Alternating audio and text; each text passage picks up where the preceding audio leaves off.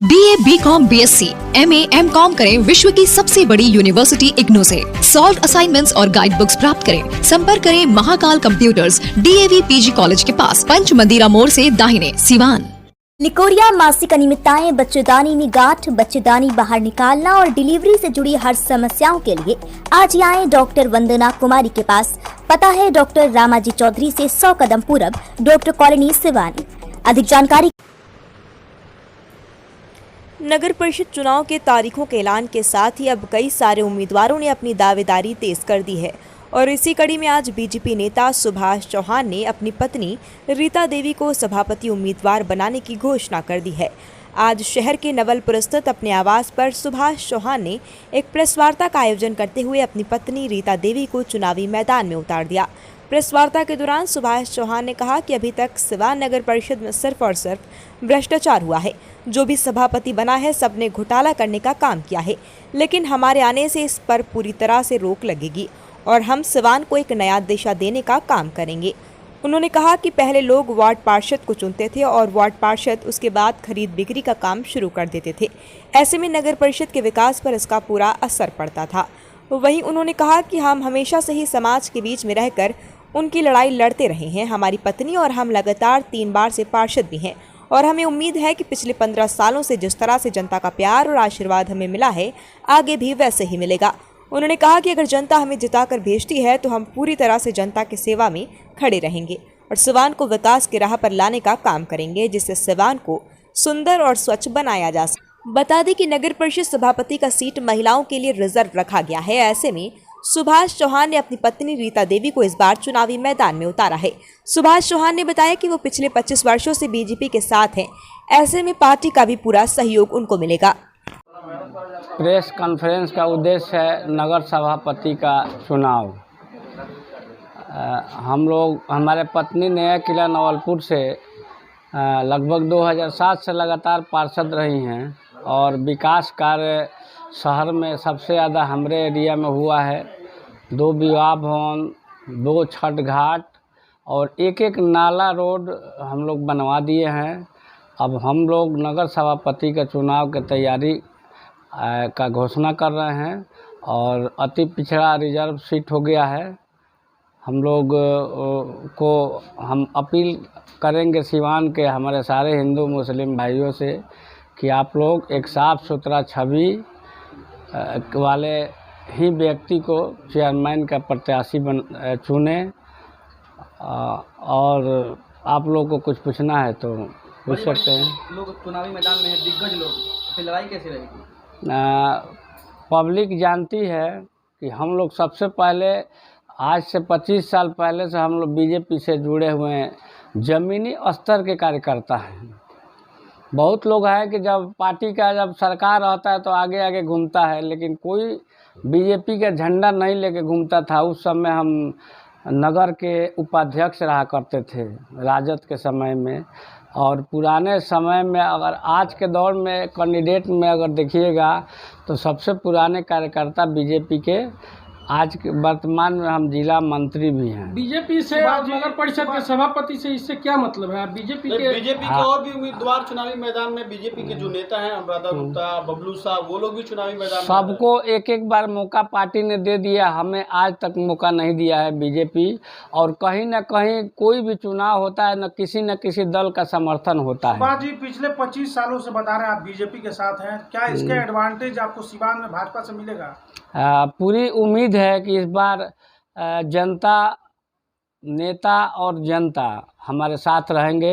सिवान शहर में हर मोहल्ले, हर गली में हम लोग ज़मीन से जुड़े कार्यकर्ता हैं, हर लोगों का काम करते हैं और करते आ रहे हैं। बहुत सारे ऐसे भी लोग हैं सुभाष जी जो कि बीजेपी से रहे हैं और वो चुनाव भी लड़ रहे हैं चुनावी मैदान में। ऐसे में बीजेपी आपको क्यों सपोर्ट करेगी?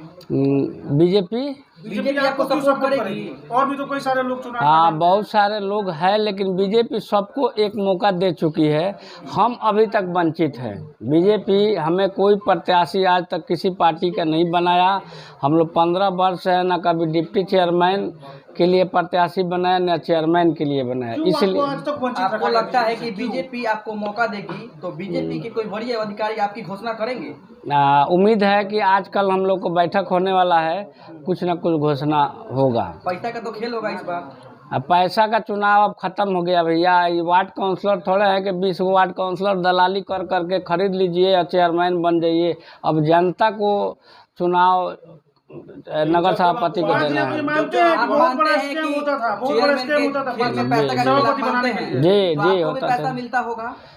हम लोग बिना पैसा का निःशुल्क हमेशा वोट दिए हैं। हम लोग कभी पैसा नहीं दिए। जब आप वार्ड चुनाव लड़े हैं, यहाँ विवाद होते रहा है, ऐसे में नगर सभापति का उम्मीदवार के तौर पर उतरे, तो क्या माना जाए विवाद की आपके वार्ड में हमेशा विवाद हुआ है चुनाव में? चुनाव में विवाद होता है, कुछ लोग है, लेकिन इस बार जो लोगों को, जितने लोगों का जो हमसे उम्मीद था, लगभग 8 करोड़ का नाला रोड पीसीसी हमने बनवाया है। आशी नगर अप टू डेट ढलाई हो गया।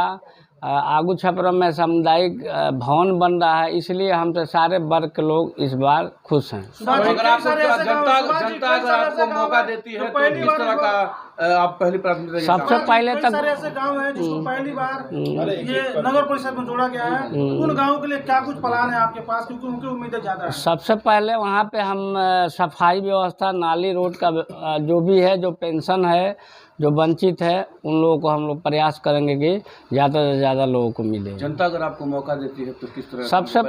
सबसे पहले तो घोटाला मुक्त करेंगे, क्योंकि 15 सालों से जो आया घोटाला ही किया है। अच्छा, तो 15 साल में जो आया है सुभाष जी, सब यही कहें कि घोटाला मुक्त करेंगे, लेकिन होता नहीं है एकदम। इस बार अब ऐसा चुनाव हो रहा है कि जनता नगर सभापति का इसके पहले तो आपने कभी आवाज नहीं उठाया, आज चुनाव लड़ रहे हैं तो आवाज उठा रहे हैं। बहुत बार आवाज उठाए हैं हमने। अच्छा, क्या आवाज? अभी हम लोग पटना नगर विकास गए लिख करके, जहां अभी हम लोग सोलर, बबलू चौहान ने सोलर घोटाला किए 13 करोड़ का, उसमें हम खुद लिखित डीएम को लिख करके दिए कि इतना पैसा का घोटाला है। मैदान में दागी लोग हैं, उसकी पोल खोलेंगे, एकदम खोलेंगे। घोटाला किया है, कितना घोटाला किया? टोटल हम आपको लिस्ट लेकर के अगले प्रेस कॉन्फ्रेंस में देंगे। मतलब बताइएगा कि 2 लोग आप नाम बता रहे हैं कि जो लोग बन चुके हैं, वो लोग कितने घोटाला किए हैं? 13 करोड़ का बबलू चौहान की जो सोलर घोटाला, डस्टबिन घोटाला, इसका हम लोग खुद जा करके, हम संजय श्रीवास्तव, जयप्रकाश गुप्ता, डीएम साहब को भी कंप्लेन किए थे कि इतने के घोटाला हुआ। जमीन घोटाला आप ही के पार्टी के एक चेयरमैन पे